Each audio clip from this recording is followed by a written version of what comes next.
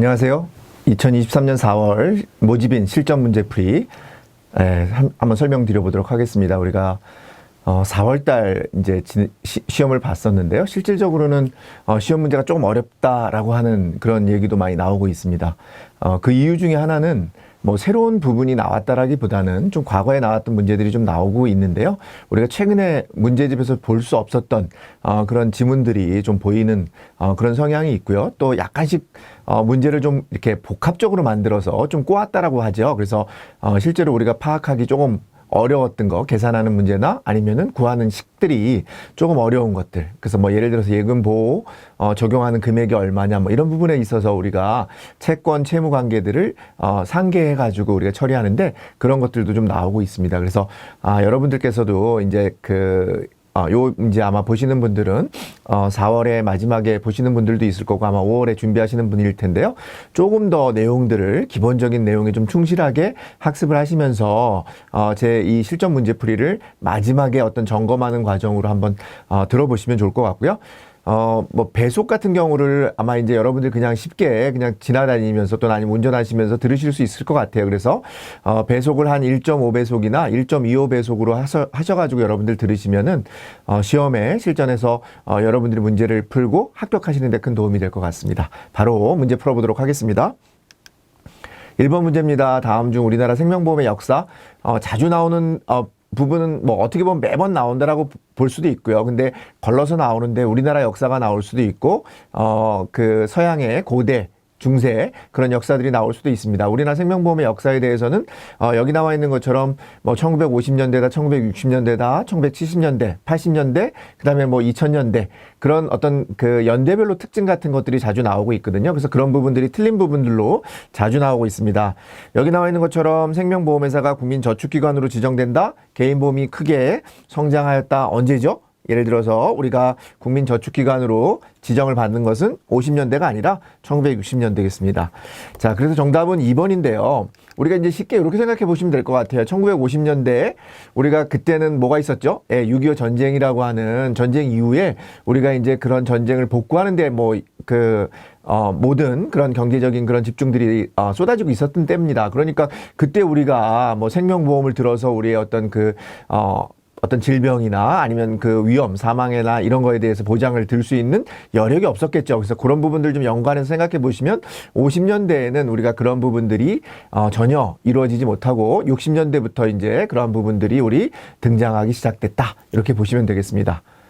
2번 문제입니다. 생애 주기에서 중년기. 우리 중년기라고 하는 것은 통상적으로 돈을 제일 많이 버는 시기라고 볼 수 있습니다. 우리가 그렇지 않겠습니까? 여러분들이 돈을 많이 벌고 그 다음에 우리가 이제 소비 지출 같은 경우는 아무래도 우리가 자녀들 교육이나 결혼 뭐 이런 것들이 있기 때문에 우리가 지출보다는 저축을 많이 하는 시기가 되겠습니다. 그래서 여기 나와 있는 것처럼 중년기라고 하는 것은 우리 소득이 소비 지출보다 많아서 그때는 조금 모아놓은 재산이 있고 그 이제 우리가 소위 말하는 이제 중장년기 이후 장년기 이후에 노후기가 되면은 노년기가 되면은 우리가 장년기에는 앞서서 말씀드린 것처럼 우리가 자녀의 결혼이나 이런 부분들로 인해서 지출이 많이 발생할 수밖에 없고 우리가 이제 노후에 또는 어떤 비용 이런 것들이 발생할 수 있죠. 그다음에 노년기 같은 경우에는 소득은 줄어들고 그다음에 우리가 소비 지출은 늘어나는 거죠. 그래서 우리가 통상적으로 보면은 소득이라고 하는 것은 처음서부터 우리가 젊었을 때부터 보면은 쭉쭉 올라가다가 떨어지고 그죠? 소비 같은 경우는 어떻습니까?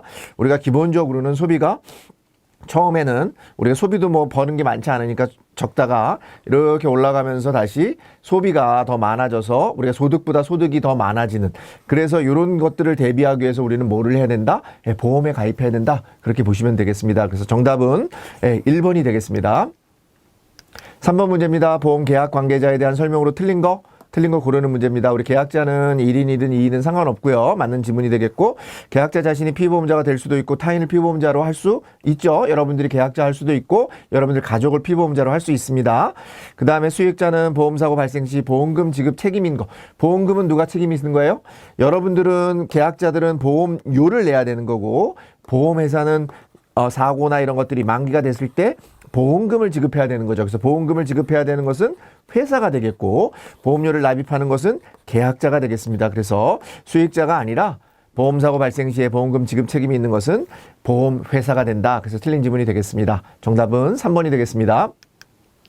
4번 문제입니다. 다음 중 청약 철회가 불가능하고, 청약 철회라고 하는 것은 우리가 소비자의 권익 보호를 위해서 일정한 기간 내에는 언제든지 청약을 철회할 수 있죠. 나중에도 물론 청약을 철회할 수 있습니다. 그러면 손해를 보는 건데, 청약 철회라고 하는 것은 정해진 기간이 있는 거예요. 내가 청약을 한 날로부터 30일, 청약을 한 날로부터, 청약일이 있는데 청약을 한 날로부터는 30일 이내, 그 다음에 내가 만약에 증권을 받았다 그러면은 보험 증권을 받은 날로부터 수령한 날로부터는 15일 이내에 언제든지 우리는 청약을 철회할 수 있습니다. 그러니까 10일이나 30일은 아직 15일, 30일이 안 됐기 때문에 이 기간 중에는 언제든지 우리가 청약을 철회할 수 있습니다. 그죠? 그러니까 불가능한 경우는 우리가 보험기간이 60일 이내, 90일 이내인 보험계약은 청약 철회를 할 수 없고, 그 다음에 계약 체결 즉 건강진단, 진단계약인 경우에도 우리가 청약을 철회할 수 없고, 그 다음에 전문 보험 계약자에 의해서 체결된 보험에 대해서도 우리가 청약 철회를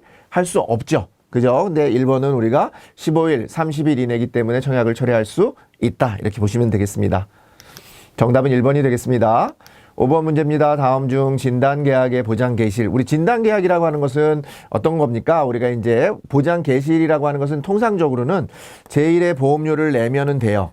제1의 보험료를 납입하면 우리가 청약 승낙하고 제1의 보험료를 납입하면 이때부터 우리가 보장이 개시됩니다. 그런데 진단계약 같은 경우는 어떻게 됐다고 돼 있습니까? 반드시 진단계약을 받은 후에, 그죠? 진단계약이라고 하는 게 받아진 다음에, 그 다음에 만약에 보험료를 냈으면 보험료를 낸 그 시점부터 우리가 보장이 개시가 되는 거고, 만약에 보험료를 내고 진단계약을 받았으면, 진단을 받은 날, 하여튼 진단이라고 하는 것은 반드시 받아야 되고, 진단을 기준으로 해서 진단을 받은 날 이후에 보험료를 냈으면 그 보험료를 낸 제1의 보험료를 낸 시점부터 보장이 개시된다. 그런 부분으로 맞는 거 고르는 거니까 제1의 보험료를 납입한 경우에 건강진단 일로부터가 아니라 건강진단 후에 보험료를 냈으니까 항상 마지막 거에서 보장이 개시됩니다. 그러니까 제1의 보험료니까 틀렸고요. 자, 계약의 청약을 승낙하고 1회 보험료를 받은 경우 1회 보험료를 받으면 또 개시된다. 이거는 일반적인 계약일 경우에 그렇습니다. 진단계약이 아니고 일반 계약에 대한 내용이니까 이것도 틀린 부분이 되겠습니다. 제1회 보험료를 받고 건강진단을 받은 경우에는 건강진단 일로부터, 그죠? 보험료를 받고 건강진단을 받았다 그러면 건강진단을 받은 날로부터 우리가 보험의 보장이 개시된다. 이렇게 보면 되겠습니다. 그래서 정답은 3번이 되겠습니다.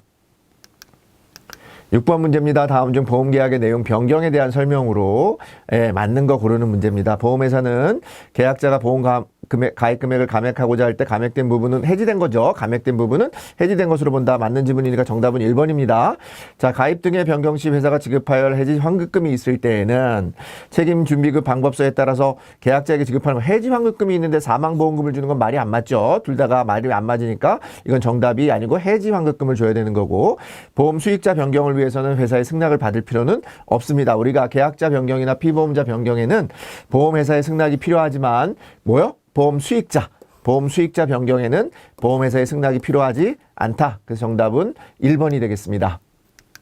7번 문제입니다. 괄호 안에 들어갈 내용으로 맞는 거 고르는 문제입니다. 보험회사가 계약자의 요구에 일시금을 분할해서, 자, 우리가 이제 통상적으로 내가 일시금을 받아야 되는데, 그죠? 보험금을 일시로 받으면은 어떻게 되는 겁니까? 결국은 내가 이렇게 쭉 분할해서 받을 때는 회사가 그 보험금을 운용할 수 있기 때문에 이자가 발생을 하는데, 이 이자가 발생하지 않으니까 이때는 평균 공시 이율의 연단위 복리로 계산한 금액을 더해서 지급하고, 만약에 내가 일시금으로 안 받고 우리가 월 지급식으로 받는다 그러면, 분할해서 받는다 그러면은 더해주는 게 아니라 이때는 평균 공시율로 할인해서 지급하는 거죠. 정답은 평균 공시이율이 되겠습니다.